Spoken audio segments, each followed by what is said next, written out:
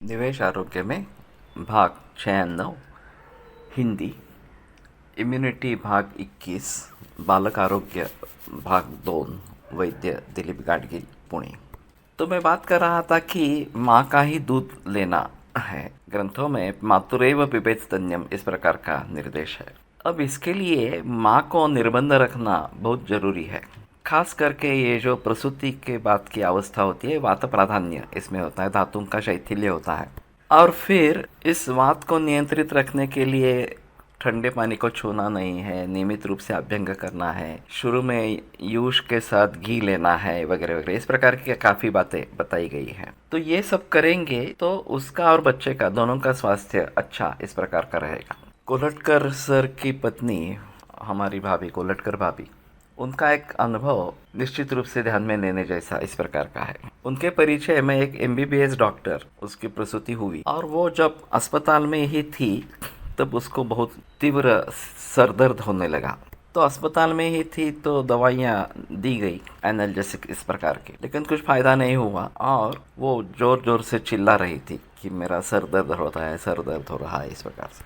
संयोग से कोलटकर भाभी उनको मिलने के लिए गई तो उन्होंने देखा तो उन्होंने पूछा, अरे तुम ये सूतिका के लिए जो नियम है वो उसका पालन क्यों नहीं करती?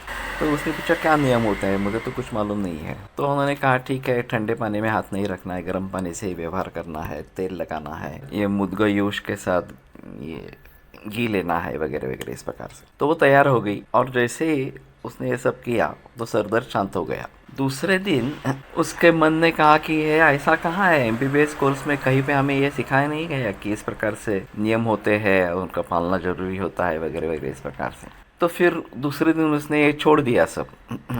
फिर से सर दर्द होने लगा तो उसने बात मान ली और फिर नियमों के आधार पर वो ठीक हो गई। लेकिन उसने कोलटकर भाभी को ये बताया कि मेरी सहेलियां हैं जो डिलीवरी के बाद घर पे जाते जाते आइसक्रीम खा के चली गई है, फिर भी उनको कुछ नहीं हुआ है। तो कोलटकर भाभी का कहना था कि सभी एक साथ नहीं होते हैं, किसी की इम्यूनिटी कमी होती है तो फिर इस प्रकार की तकलीफ होती है, तो बेहतर है कि नियमों को पालना इस प्रकार से। तो कहने का तात्पर्य अर्थ ये है कि अगर इस प्रकार से किया जाता है बच्चों का भी स्वास्थ्य अच्छा रहेगा और खुद उस स्त्री का भी स्वास्थ्य अच्छा इस प्रकार का रहेगा। जब मैं 3rd ईयर में था, लास्ट ईयर में BAMS में, तो एक बुजुर्ग अध्यापिका थी हमारे यहाँ, ताई राजवाड़े करके, उसका खुद का प्रसूति गृह भी था और वो रिटायर होने वाली थी। उस समय वैक्सीनेशन का जिक्र नया चल रहा था, नया नया वैक्सीनेशन आ रहा था और वो लेना है, इसके लिए समाज प्रबोधन किया जा रहा था। तो मैंने उनसे पूछा कि आपकी इसके बारे में क्या राय है कि हमें वैक्सीनेशन लेना है या नहीं लेना है, बच्चों को देना है इस प्रकार के टीकाकरण।